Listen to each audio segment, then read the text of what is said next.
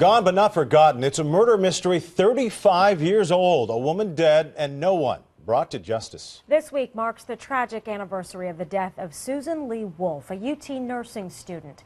KITV's Adela Uchida is live at APD headquarters tonight to tell us why, after all these years, one homicide detective hasn't given up on this case. Adela? Well, Hema, Susan Leigh Wolfe's body was found in an alley in East Austin this week 35 years ago. And while police say they do still have people of interest in mind, they need more information before they can make an arrest.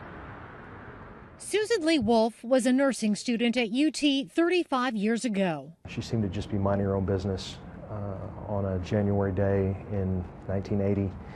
And was abducted. Her body was found the next day in an alley in East Austin. She'd been brutalized.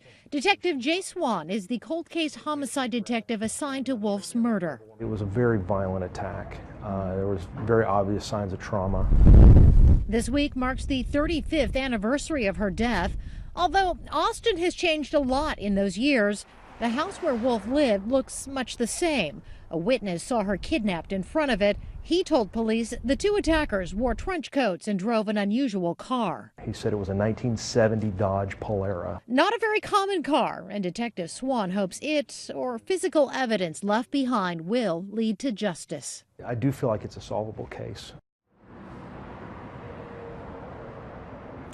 Now, if you think you recognize that car that we showed you, or if you know anything about the death of Susan Leigh Wolfe all those years ago, the Cold Case Unit sure would like to hear from you. That phone number, 512-477-3588. Meantime, Detective Swann says there are still 166 cold case murders in the city of Austin. And if you know anything about any of them, the Cold Case Unit would also like to hear from you. Live at Austin Police Headquarters, Adela Uchida, KITV News.